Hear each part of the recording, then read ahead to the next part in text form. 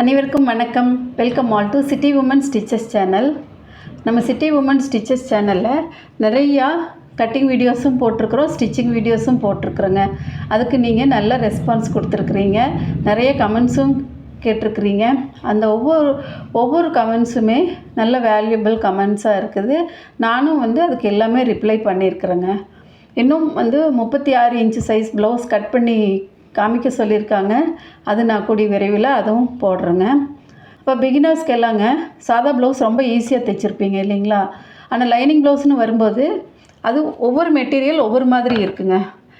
தைக்கிறதுக்கு கொஞ்சம் சிரமமாக இருக்கும், சேலஞ்சாக தான் இருக்கும். ஏன்னா அது வழுக்கிட்டு போகும். லைனிங் துணி உங்களுக்கு காட்டன் மெட்டீரியலாக இருக்கும், ஆனால் ப்ளவுஸ் மெட்டீரியல் சிந்தட்டிக்காக இருக்கும். அது உங்களுக்கு நம்ம ஒரு சைடு வச்சோம்னா அது ஒரு சைடு வழுக்கிட்டு போகும். அப்போ அதெல்லாம் எப்படி கரெக்டாக தைக்கணும். அப்புறம் ஒரு சில ப்ளவுஸுகளில் பத்தாமல் இருக்கும்.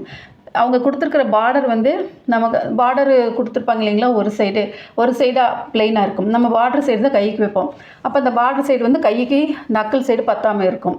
அதை எப்படி ஜாயின் பண்ணி அதை நம்ம பிசுறு வெளியில் தெரியாமல் தைக்கிறது அப்படின்னு சொல்லிட்டு இந்த வீடியோவில் பார்க்க போகிறோங்க. வாங்க இப்போ வீடியோக்குள்ளே போய் அதை எப்படி தைக்கிறதுன்னு பார்க்கலாம்.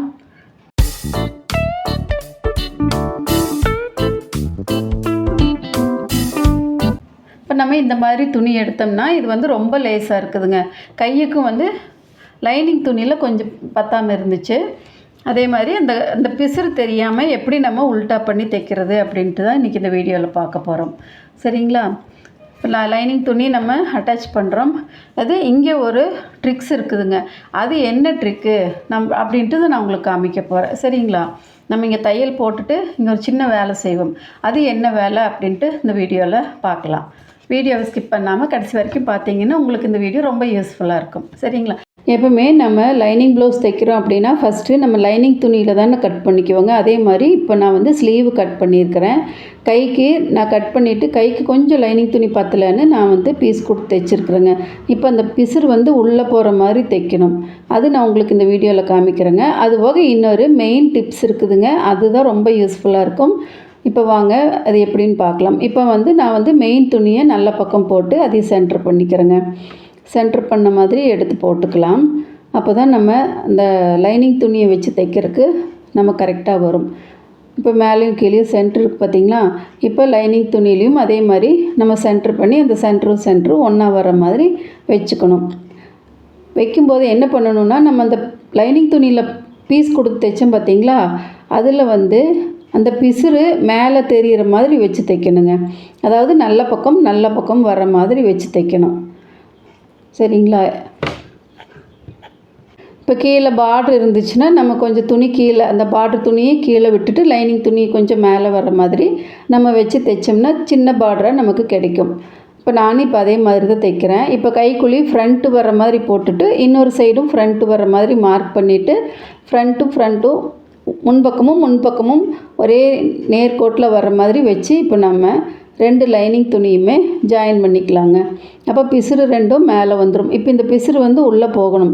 இந்த மாதிரி பாருங்கள், லைனிங் துணியை நம்ம உல்ட்டா பண்ணோம்னா அந்த பிசுறு உள்ளே மறைஞ்சு போயிடும்.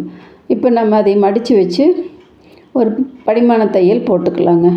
படிமான தையல் போட்டால் தாங்க நம்ம அந்த லைனிங் துணியை உள்ளே திருப்பும்போது அந்த எட்ஜில் பார்த்திங்கன்னா, அதாவது கையோட சுற்றளவு வரும் இல்லைங்களா, அந்த ஓரத்தில் பார்க்கும்போது ரொம்ப நீட்டாக இருக்கும் ஃபினிஷிங். அதுக்காக தான் நம்ம படிமான தையல் போடுறது.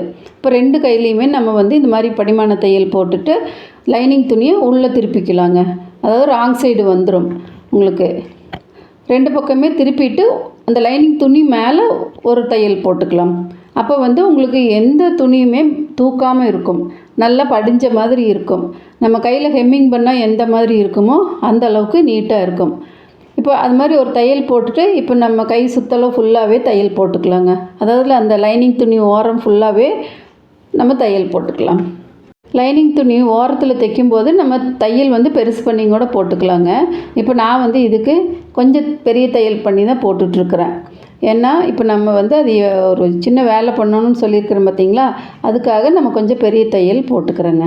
போட்டுட்டு இப்போ என்ன பண்ணணுன்னா, இப்போ பார்த்திங்களா, நீங்கள் நல்ல பக்கம் திருப்பி பார்த்து இப்படி தேய்ச்சி விட்டிங்கன்னா இப்போ இப்படி இழுத்து விடணுங்க. இழுத்து விட்டால் நல்லா படப்படான்னு சவுண்டு வரும். இந்த மாதிரி இழுத்து கொடுக்கும்போது நம்ம அந்த இழுத்து பிடிச்சிருக்கிற தையலெல்லாம் உடஞ்சி இப்போ நமக்கு துணி வந்து பல்ஜ் ஆகாமல் நீட்டாக இருக்குங்க.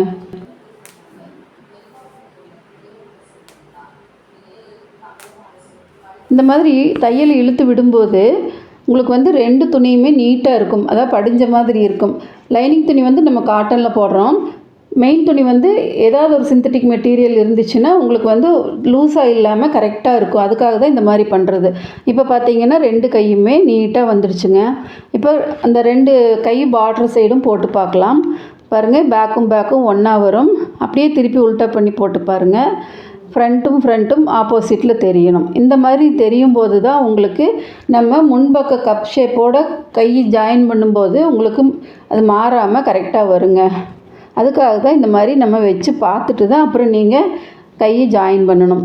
இந்த வீடியோவில் சொல்லியிருக்கிற டிப்ஸ் எல்லாம் பிகினர்ஸ்க்கு ரொம்ப யூஸ்ஃபுல்லாக இருக்கும்னு நினைக்கிறேன்.